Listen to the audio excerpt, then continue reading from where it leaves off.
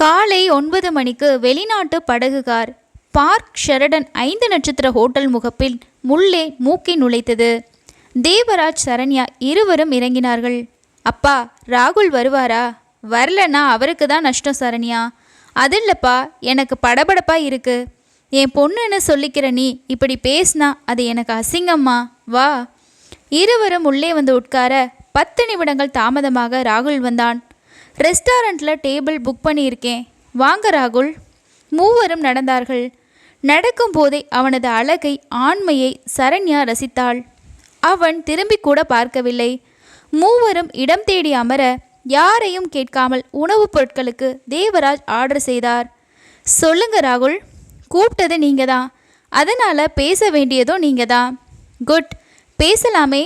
ராகுல், உங்களுக்கு நிறைய கோபம் இருக்கும், ஆனால் ஒரு 3வது மனுஷன் மாதிரி இருந்து கவனமாக கேளுங்க. அழகான பெண், கோடிக்கணக்கான சொத்துகள், அம்சமான வாழ்க்கை, காலடியில் பட்டு சொர்க்கம், இத்தனையும் தேடி வரும்போது எதுவுமே வேண்டான்னு மறுத்துட்டு அப்புறமா கஷ்டப்படுறது படித்த ஒரு இளைஞனுக்கு அழகு இல்லை.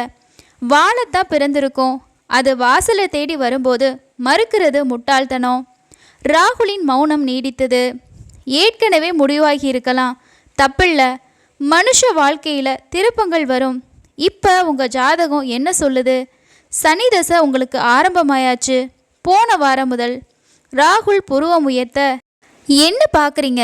உங்கள் ஜோசியரை பிடிச்சி உங்கள் ஜாதகத்தை வாங்கி அலசியாச்சு. என் மாப்பிள்ளையாக போகிறவர் இதை கூட நான் செய்யலைனா அப்புறமா என்ன அப்பா? அவன் பேசவில்லை. ஸோ உங்கள் ஜாதகப்படி கோடிக்கணக்கான சொத்துகளுக்கு நீங்கள் அதிபதி ஆகணும், இது விதி. உங்கள் மாமன் மகளை கல்யாணம் செஞ்சுக்கிட்டா அதுக்கு வாய்ப்பில்லை.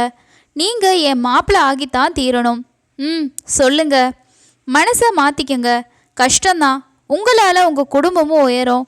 உங்கள் மாமா மகளுக்கு நீங்களே ஒரு நல்ல பையனை பார்த்து கல்யாணம் செஞ்சு வைக்க முடியாதா? அப்புறம் இதுதான் புத்திசாலித்தனமான வாழ்க்கையை சந்திக்க உங்களுக்கு ஆயத்தப்படுத்திங்க. முடிஞ்சுதா? பேச்சு முடிஞ்சது. இனி கல்யாண வேலைகளை ஆரம்பிக்கணும். நாளை முதல் ஜாயின்ட் மேனேஜிங் டைரக்டராக நீங்கள் வந்து சேரலாம். வேலைக்கான உத்தரவு இதோ, உன் கையால் கொடுமா. சரண்யா தன் பேக் திறந்து அந்த கவரை வெளியே எடுத்தாள். இந்தாங்க ராகுல், உங்கள் புருஷனாக வரப்போகிற அடிமைக்கு இதை கொடுங்க சரண்யா. எனக்கு வேண்டாம். தேவராஜ் முகம் மாறியது. சட்டென்று சிரித்தார். அது நீங்கள் தான் ராகுல். இல்லை சார், என் வாழ்க்கையை முடிவெடுக்கிற உரிமை எனக்கு மட்டும்தான். ஒரு குடும்ப பெண்ணா வாழ்கிற திவ்யா என் மாமா மக மட்டும்தான் என் மனைவியாக முடியும். பார்த்ததும் மோகவசப்பட்டு நான் தான் வேணும்னு அடம்பிடிச்சு அராஜக அப்பாவோட என் எதிரில் இருக்கிற இந்த சரண்யாவை ஒரு குடும்ப பெண்ணாக என்னால் ஒப்புக்க முடியலை. தேவராஜுக்கு நெற்றி நரம்புகள் இடம்பெயர்ந்தன. ராகுல், என் மகளை பற்றி என்கிட்டயே விமர்சனம் பண்ணுற உன்னை. டாடி, அவசரப்படாதீங்க. என்னை பேசுகிற உரிமை அவருக்கு உண்டு. ஆமாங்க, தப்பான பெண்களை எல்லாரும் விமர்சனம் பண்ணத்தான் செய்வாங்க. ராகுல், மேஜை மேல் தேவராஜ் ஓங்கி அடிக்க பிளேட்டுகள் கடமுடாவென இடம்பெயர 4 பேர் திரும்பி பார்க்க, ஏப்ரல் 22 திருவேற்காடு கோயிலில் நீ தாலி கட்ட போகிறது திவ்யாவுக்கு இல்லை, என் மகள் சரண்யாவுக்கு. ஓ, தெரிஞ்சாச்சா? 1 வருஷம் கழிச்சு என் மகள் பெற்றுக்க போகிற உன் குழந்தை ஆனா பெண்ணான்னு இப்போ நான் சொல்லுவேன். அதுதான் தேவராஜ். ஒரு திருத்தம், உங்கள் மகள் பெற்றுக்கட்டும், ஆனால் அது என் குழந்தையா இருக்க வாய்ப்பில்லை. என் வாரிசு ஒரு நல்ல பெண்ணோட கர்ப்பத்தில் தான் உருவாகணும். சரக்கென எழுந்து விட்டான். மிஸ்டர் தேவராஜ், உங்களால் முடிஞ்சதை செய்யுங்க. முடிஞ்சா கல்யாணத்துக்கு வாங்க. உங்கள் மகளை கூட்டிகிட்டு வராதிங்க. கோயிலுக்கு வரவும் ஒரு தகுதி வேணும். சரசரவென நடந்து வேகமாக வெளியேறினான். தேவராஜ் கண்கள் நெருப்பு துண்டுகளாக மாறின. வாமா. வேகமாக நடந்து காரை அடைந்தார். சரண்யாவும் உட்கார எதுவும் பேசாமல் காரை எடுத்தார். வீட்டுக்குள் நுழையும் வரை பேசவில்லை. என்ன டாடி? சரண்யா, உன்னை என் காதுபட கேவலமாக பேசின அவன் உயிரோடு இருக்கக்கூடாது. அவனை நீ மறந்துடு. நாளை மறுநாள் அவனுக்கு பால். அப்பா, அவர் இல்லைன்னா நானும் இல்லை. அப்படின்னா செத்து ஒளி. என் எதிரில் நிற்க எல்லாரும் பயப்படுவாங்க. தூக்கி வீசிட்டு போகிறான். அவனை போய் தொங்க சொல்றியா? என் தன்மானம் பாதிச்சா மகளே வேண்டான்னு உன்னையும் கை கழுவிடுவேன். உச்சஸ்தாயில் கத்த ஆரம்பித்தார். நீ பேசாமல் இருடி. அவருக்கு பிபி ஏறி ஹார்ட் அட்டாக் வரணுமா? உன் கழுத்தில் தாலி ஏறும் முன்னால் என் கழுத்தை விட்டு அது இறங்கணுமா? சொல்லிடி. தேவராஜ் ஒரு மாதிரி தலை சுற்றி அப்படியே உட்கார, சொர்ணா பதற. சரண்யா டாக்டருக்கு ஃபோன் போட 1/2 மணி நேரத்தில் டாக்டர் ஆஜர். பரிசோதனை, ஊசி போட்டார். தேவராஜன் மயங்க. காலையில் வர்றேன், பிபி இறங்கலைன்னா அட்மிட் பண்ணணும். எதுக்கு இத்தனை உணர்ச்சி வசப்படுறாரு? நீங்கள்லாம் கட்டுப்படுத்த மாட்டீங்களா? கண்டித்து விட்டு டாக்டர் விலக, நீ போடி, இங்கேருந்து போ, உன்னால் எல்லாரும் அழிய போகிறோம். சொர்ணா கூச்சலிட சரண்யா அறையை விட்டு வெளியே வந்தாள். எதிரே வினோத். இதை பாரு, என்ன நீ மதிக்க மாட்ட, என் பேச்சை கேட்கவும் மாட்ட. ஆனாலும் சொல்கிறேன், அப்பான்னு ஒருத்தர் உயிரோடு இல்லைனா உன்னை நாய் கூட மதிக்காது. நீ செல்லா காசு ஆயிடுவ. உன்னை சுத்தமாக விரும்பாத ஒருத்தன் உனக்கு புருஷன் ஆயிட்டா வாழ்நாள் முழுக்க நீ அழுவ. கரன்சிகள் உன் கண்ணீரை துடைக்காது. யோசி, பிடிவாதம் யாருக்கும் நல்லதில்லை சரண்யா. அவனை அடக்குமுறையில் அடிமைப்படுத்தி தாலி கட்ட வைக்க முடியும். வீம்பில் அவன் செத்துட்டா உன் தாலிக்கு அர்த்தம் இருக்கா? ஆசைப்பட்டதெல்லாம் கிடைக்கிறதில்ல சரண்யா. ஆசைப்படவும் அர்த்தம் வேணும், அவ்வளவுதான் நான் சொல்வேன். வினோத் உள்ளே போய்விட்டான். சரண்யா நள்ளிரவு வரை உறங்கவில்லை. சுருக்கென ராகுலின் வார்த்தைகள், என் வாரிசு ஒரு நல்ல பெண்ணோட கர்ப்பத்தில் தான் உருவாகணும். கோயிலுக்கு வரவும் ஒரு தகுதி வேணும். இந்த சரண்யாவை ஒரு குடும்ப பெண்ணா என்னால் ஒப்புக்க முடியல. அத்தனையும் விஷம் தோய்ந்த கத்திகள். இவன் பலவந்தமாக என் கணவனானால் எனக்கு சந்தோஷம் நிலைக்குமா? கட்டாயத்தில் காதல் வராது. கரன்சிகள் கண்ணீரை துடைக்காது. அப்பான்னு ஒருத்தர் உயிரோடு இல்லைனா உன்னை நாய் கூட மதிக்காது. அந்த சொற்கள் திரும்ப திரும்ப காதில் ஒலிக்க உடம்பும் மனமும் சோர்ந்து போய் சரண்யா அப்படியே உறங்கி போக, நடுக்கூடத்தில் அப்பாவின் உயிரற்ற உடல், தலைமாட்டில் குத்துவிளக்கு, மாலைகள், மரியாதைகள், கதறியாடும் பொட்டுக்களைந்த அம்மா. பெரிய மனுஷன் சாக காரணமே இந்த மூதேவிதான். தகப்பன் உயிரை குடிச்ச தரித்திரம். அப்பாவின் கால்கட்டை விரல்கள் கட்டப்பட்டு மூக்கில் பஞ்சடைத்து அவரை கொண்டு எழுந்தாள் சரண்யா. அத்தனையும் கனவு. நேரம் பார்த்தாள் அதிகாலை 4 மணி. அதிகாலை கனவு பலிக்குமா?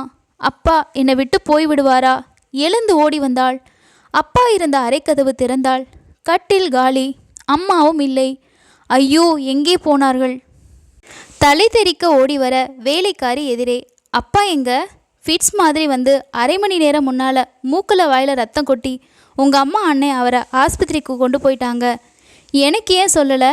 என்னை ஏன் எழுப்பலை? உங்கள் அம்மா தான் வேண்டான்னு சொல்லிட்டாங்க. எந்த ஆஸ்பத்திரி தெரியல. உடனே வினோத்துக்கு ஃபோன் அடித்தாள். அவன் எடுக்கவில்லை. புழுவாய் துடித்தாள் சரண்யா. இந்த அளவுக்கு நீங்கள் பேசியிருக்க வேண்டாமே. திவ்யா கேட்க, தப்பில்லை திவ்யா, எனக்கு சுத்தமாக இதில் உடன்பாடு இல்லைன்னு தெரிவிக்க நான் பேசித்தான் ஆகணும். எல்லாம் தெரிஞ்சு வச்சுருக்கான்.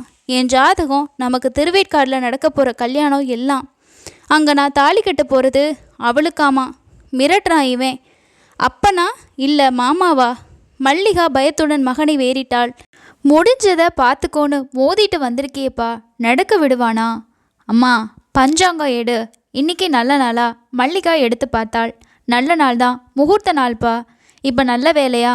ஆமாண்டா, நிச்சயமாக நல்ல வேலை தான். தாலி, கூறப்புடவை, பட்டு வேட்டியெல்லாம் வாங்கி வச்சாச்சு இல்லையா? ஆமாப்பா. திவ்யா, உடனே மாமா அத்தையை வர சொல்லு. அத்தான், இப்போ இன்றைக்கே இந்த வீட்டில் வச்சு கல்யாணம் நடக்க போகுது. என்னடா தம்பி சொல்கிற? என்னை பெற்றவங்க, அவளை பெற்றவங்க 4 பேர் இருக்கீங்க.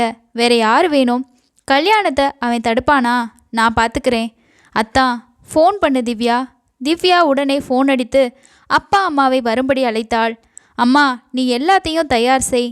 திவ்யா, நீ போய் பட்டு புடவை கட்டிக்கோ. அப்பா, டேப்பில் கல்யாண மேளம் ரெடி பண்ணுங்க. மலமளவென ராகுல் உத்தரவுகளை பிறப்பிக்க பெற்றவர்களுக்கு ஒரு பக்கம் பூரிப்பாகவும் மறுபக்கம் பயமாகவும் இருந்தது. அத்தை, இந்த வேகம் சரியா? தப்பில்லை திவ்யா. என் பிள்ளை பிடிவாதக்காரன், தைரியசாலி. அவன் சொல்கிறதை கேட்போம். பட்டு சேலையை திவ்யா கட்ட ஆரம்பித்தாள். சரண்யா ஆஸ்பத்திரியை கண்டுபிடித்து உள்ளே வந்து விட்டாள். ஐசியு பக்கத்தில் அம்மாவும் அண்ணனும். உள்ளே தேவராஜ். அப்பாவுக்கு என்னாச்சுமா? அலறியபடி சரண்யா வர, வினோத், அவளை போக சொல்லு, அவள் இங்கே வரக்கூடாது. சொன்னா கூச்சலிட, அம்மா, இது ஆஸ்பத்திரி. அப்பா உள்ள உயிருக்கு போராட்டிட்டு இருக்காரு. நீ அமைதியா இரு. இல்லை, ஒரு நல்ல குடும்பத்து சாபந்தான் அவர் உயிருக்கு கெடு வச்சிருக்கு. 6 மணி நேரம் டாக்டர் கெடு வச்சாச்சு. வயிறறிஞ்சு அந்த பையன் பேசிட்டு போயிருக்கான். காரணம் இவளோட ஆசையை நிறைவேற்ற அவர் அராஜகத்தில் இறங்கிட்டாரு. தெய்வம் கெடு வச்சாச்சு. அவளை போக சொல்ல வினோத் சரண்யாவிடம் வந்தான். நீ போயிடு, அப்பா பிழைக்கிறது கஷ்டம்தான். அப்புறம் நீ நினச்சதை யாரை நடத்தி வைக்க போகிறாங்க? உன் ஆசை அம்மாவோட மஞ்சள் குங்குமத்தை பழிவாங்க போகுது. உன் கழுத்தில் தாலி ஏற போகிறதில்ல. பணமும் செல்வாக்கும் அவர் உயிரை மீட்குமா? இல்லை நீ நினச்சதை நடத்தி தருமா? போயிடு இங்கேருந்து. ஐயோ, அப்பா பிழைக்கணும், எனக்கு அப்பா வேணும் அப்படின்னா ராகுல் மேலே வச்ச ஆசையை உதறிட்டேன், எப்படி நம்புறது? நிரூபி, போ. சரண்யா ஒரு நொடி நின்றாள், யோசித்தாள். வேகமாக ஆளுக்கு வந்தாள். ஒரு ஆட்டோவை அழைத்தாள். அதே நேரம் அங்கே பரசு, ரேவதி வீட்டுக்குள் நுழைய மங்கள இசை ஒலிக்க சிவநேசன் பரசுவிடம் சகலமும் சொல்ல முதலில் பதறி பின்பு தெளிய திவ்யா பட்டு சேலையுடன் மணமகனாக வர ராகுல் பட்டு வேட்டியை கட்டி மாப்பிள்ளையாக வேலையால் மாலைகளை வாங்கி வர இருவரும் பெரியவர்களை வணங்கிவிட்டு பூஜை அறைக்குள் நுழைய மங்கள இசை முழங்க மல்லிகா மாங்கல்யத்தை எடுத்து தர ராகுல் அதை கையில் வாங்கி கட்டும் நேரம் புயலென உள்ளே புகுந்தாள் சரண்யா. குடும்பமே ஸ்தம்பித்தது. இவ எப்படி இங்கே வந்தா? இவளுக்கு எப்படி தெரியும்? ராகுல் திகிலடித்து நிற்க, ஏன் நின்னுட்டீங்க ராகுல், கட்டுங்க தாலிய சொன்னவள் சரண்யா. அத்தனை பேரும் ஆச்சரியப்பட, கட்டுங்க ராகுல், இதை பார்க்க நான் கொடுத்து வச்சதால தான் கடவுள் என்னை இங்கே அனுப்பியிருக்காரு. ராகுல் தாலியை கட்ட சரண்யா வந்து அங்கிருந்த பூக்களை எடுத்து தூவினாள். இங்கே சரண்யா பூ தூவிய நேரம் அங்கே தேவராஜ் கண்களை திறந்து விட்டார். சரண்யா சகலத்தையும் அழுது கொண்டே சொல்லிவிட்டு, என் கழுத்தில் ராகுல் முடிச்சு போடணும்னு வெறி பிடிச்சி அலைஞ்சேன். இப்போ எங்கள் அப்பா கழுத்தில் எமன் முடிச்சு போடுற நிலைமைக்கு வந்தாச்சு. என் மனசு மாறி அட்சதையை நான் போட்டுட்டேன். இனிமே எங்கள் அம்மாவோட தாலி போட்ட முடிச்சு அவிழாது. எல்லாரும் என்னை மன்னிச்சிடுங்க. நான் எங்கள் அப்பாவை பார்க்க போகிறேன். அவர் பிழைக்கணும். நீங்கள்லாம் பிரார்த்தனை பண்ணுங்க. படபடவென அவள் பேசிவிட்டு யாருடைய பதிலையும் எதிர்பார்க்காமல் கண்ணீரை பாவமன்னிப்பாக்கிவிட்டு வேகமாக வெளியேறினாள். தேவராஜ் பிழைத்து விட்டார். பலவந்தமும் அடாவடியும் என்றுமே எதையும் சாதிப்பதில்லை. அன்பும் மன்னிப்புதான் சாதிக்கும். முற்றும். 3 முடிச்சு தொடர்கதை இனிதே முடிவடைந்திருக்குது. இந்த கதையோட முடிவு பற்றி நீங்கள் என்ன நினைக்கிறீங்க அப்படின்னு சொல்லிட்டு கீழே இருக்க கமெண்ட்ஸில் ஷேர் பண்ணுங்கள். அடுத்த இன்னொரு தொடர்கதையில் சந்திக்கலாம். நம்ம சேனலை சப்ஸ்கிரைப் பண்ணாதவங்க மறக்காமல் சப்ஸ்கிரைப் பண்ணிக்கோங்க. தேங்க்யூ.